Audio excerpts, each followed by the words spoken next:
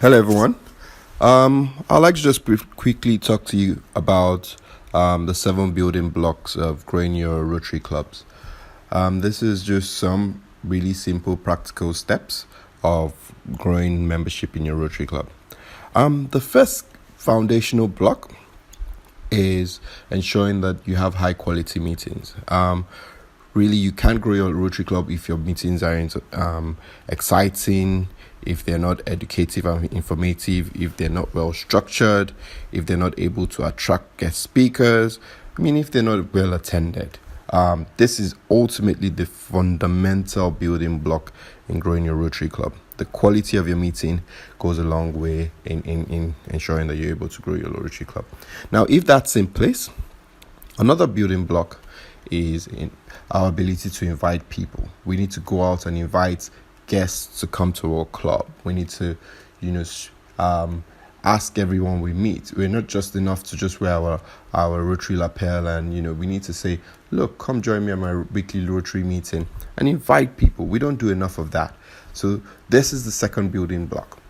We need to go out and invite people to our clubs. The third building block is we need to make our clubs welcoming enough. We need to ensure that we leave a lasting first impression. When guests come, we need to embrace them. We need to ensure that we have a warm welcome for them. In many cases, guests always feel out of place. We almost feel often. All members only talk to members. They don't look out for guests, and we need to ensure that.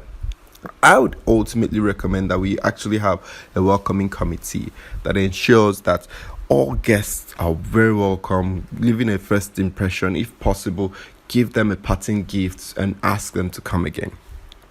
The fourth building block is that we need to ensure that every guest that comes, we follow up with them. We should ensure that we send them a message. Thank you for coming. It would not have been the same without you.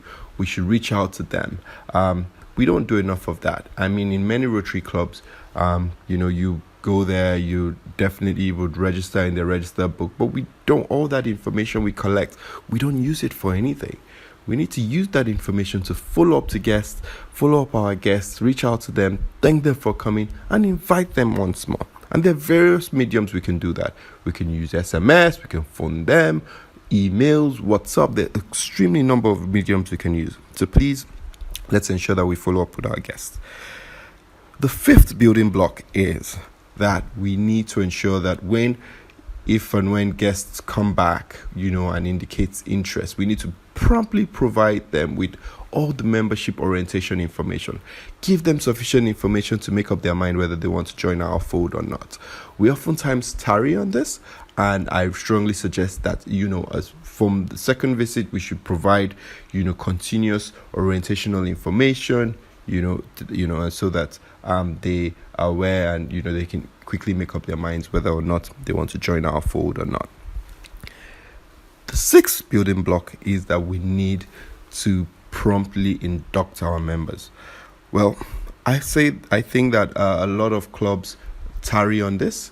We need to ensure that we do prompt induction of members. We need to ensure that once any prospective has met all the qualifications and criteria for being a member, we should promptly induct them.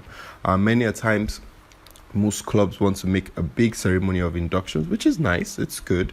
But one of the downsides of it is that it then makes that people have to wait many weeks before they're inducted. And I think that one thing we need to do is to promptly. There's nothing that says that we can't induct a member on every meeting day.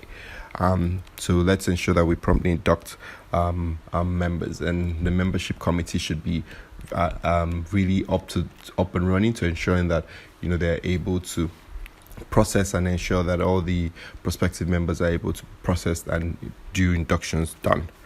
The last building block I find is that all inductor members need to be engaged. We need to engage our members. We need to ensure that they assign them to committees. We need to ensure that they assign the mentor. We need to ensure that we're utilizing them, and ensuring that we're harnessing all the energy of a new member brings into the club. So, like I said, these are my 7 building blocks for growing your Rotary Club. I'll just quickly run through them once more. Like I said, quality of the meetings is important. That's the foundational building block. We need to go out and invite guests to our club. We need to make sure our club is welcoming enough. We also need to follow up with them.